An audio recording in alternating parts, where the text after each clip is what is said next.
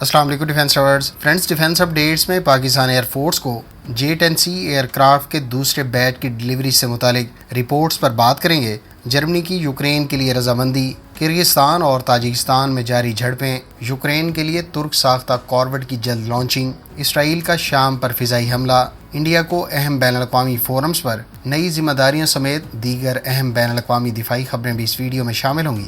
So let's start.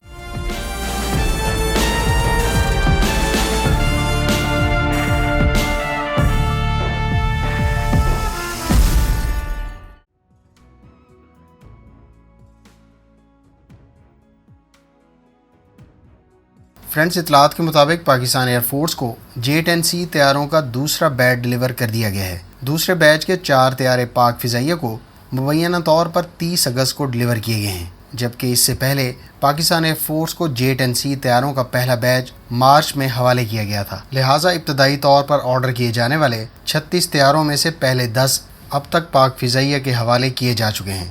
یاد رہے کہ پاکستان نے ان طیاروں کے ساتھ چین سے PL-10 high off boresight short range air to air missile اور PL-15 long range air to air missiles بھی آرڈر کیے ہیں۔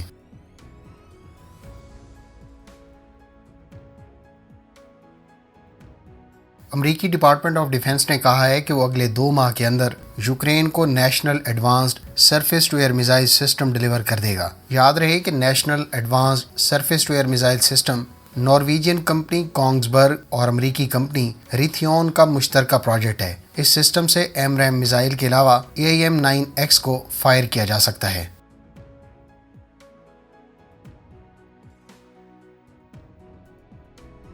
دو مسلم اکثریتی ممالک کرغزستان اور تاجکستان کے درمیان سرحد پر کشیدگی ابھی بھی جاری ہے۔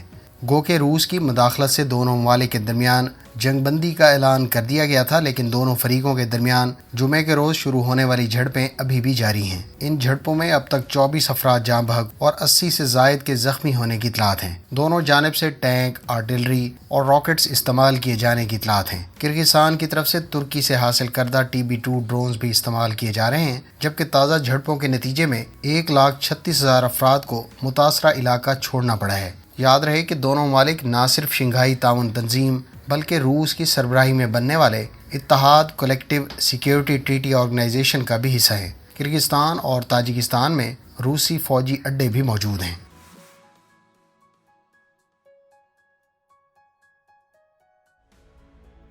یوکرین کے لیے ترکی کی تیار کردہ اڈا کلاس کارویٹ بہت جلد لانچ کر دی جائے گی۔ دونوں ممالک کے درمیان 7 شپس سے متعلق کانٹریکٹ دسمبر 2020 میں طے ہوا تھا۔ معاہدے کے تحت 4 شپس ترکی جبکہ 3 ترکی کے تعاون سے یوکرین میں تیار ہوں گی۔ پہلی شپ کی کنسٹرکشن میں پیش رفت سے متعلق تصاویر جاری کی گئی ہیں، جس سے اس شپ کے جلد لانچ کیے جانے کے امکانات ظاہر ہوتے ہیں۔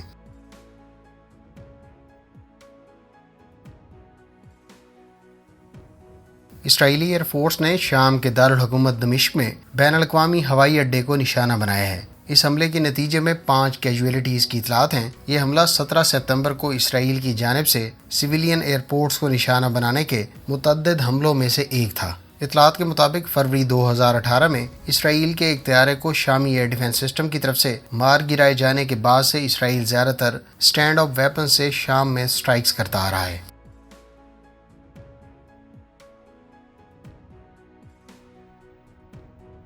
جرمنی نے اعلان کیا ہے کہ وہ یوکرین کو 18 RCH 155 ملی میٹر ہوائٹزر ڈلیور کرنے کا ارادہ رکھتا ہے۔ ان ہوائٹزرز کی مالیت تقریباً 216 ملین یورو ہوگی۔ اس سے پہلے بھی جرمنی یوکرین کو 10 PZH سیلف پروپیلڈ ہوائٹزرز اور 3 M270 multiple launch rocket systems فراہم کر چکا ہے۔ یورپی ممالک میں جرمنی یوکرین کو امداد دینے والے لیڈنگ کنٹریز میں شامل ہے۔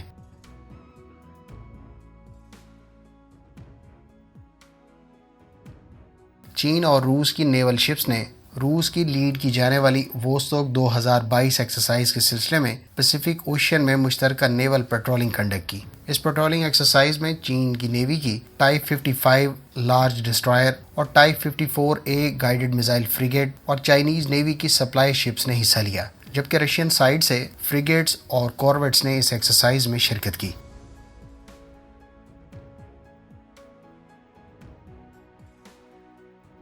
فرینڈز، بھارت کو اس سال کئی اہم بین الاقوامی فورمز کی ذمہ داریاں مل جائیں گی۔ جس سے یقینی طور پر بھارت کی بین الاقوامی سطح پر ساکھ میں بہتری کا امکان ہے۔ بھارت کو اس سال دسمبر میں G20 کی سربراہی ملنے کا امکان ہے، جس کا اجلاس اگلے سال دہلی میں منعقد ہوگا۔ اس کے علاوہ شنگھائی تعاون تنظیم کی صدارت بھی بھارت کے پاس آ چکی ہے اور اس فورم کا اجلاس اگلے سال بھارت میں ہوگا۔ اس سال دسمبر میں انڈیا کو اقوام متحدہ کی سلامتی کونسل کی بھی صدارت مل جائے گی، اور اگر بھارت اس گروپ میں شامل ہو جاتا ہے تو یہ گروپ G8 ہو جائے گا۔ فرینڈز، اس میں کوئی شک نہیں کہ بھارت میں ابھی بھی آبادی کی بڑی تعداد غربت کی لکیر سے نیچے زندگی بسر کر رہی ہے، لیکن اس طرح کے اہم بین الاقوامی فورمز کی سربراہی ملنا اس کی کامیاب خارجہ پالیسی اور تیزی سے بڑھتی معیشت کی عکاس ہے۔ یہی وجہ ہے کہ بھارت اب برطانیہ کو پیچھے چھوڑ کر دنیا کی 5ویں بڑی معیشت بن گیا ہے۔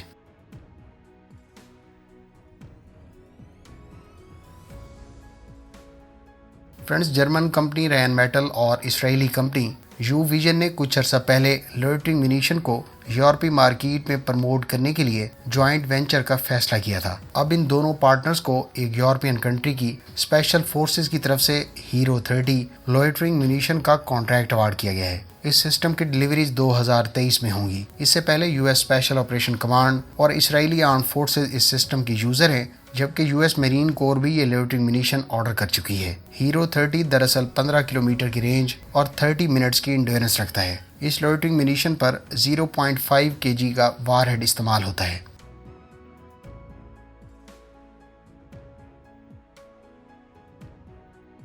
فرینڈز، برازیلین ملٹری نے ایئر بس کے تیار کردہ H-125 ٹریننگ ہیلی کاپٹر کا آرڈر پلیس کیا ہے۔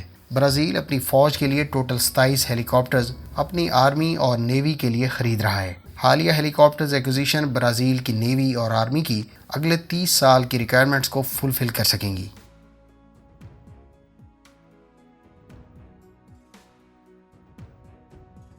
فرینڈز، چائنیز حکام کا کہنا ہے کہ پہلی مرتبہ چین کے CH-4 medium altitude long endurance combat drones اور WZ-7 ہائی آلٹیٹیوڈ ریکاننس ڈرونز نے جزیرہ تائیوان کے قریب پیٹرولنگ سر انجام دی۔ چائنیز میڈیا سورسز کے مطابق آنے والے دنوں میں مزید ڈرونز تائیوان کے گرد چائنیز ایئر فورس کی پیٹرولنگ اور ایکسرسائزز میں حصہ لیں گے۔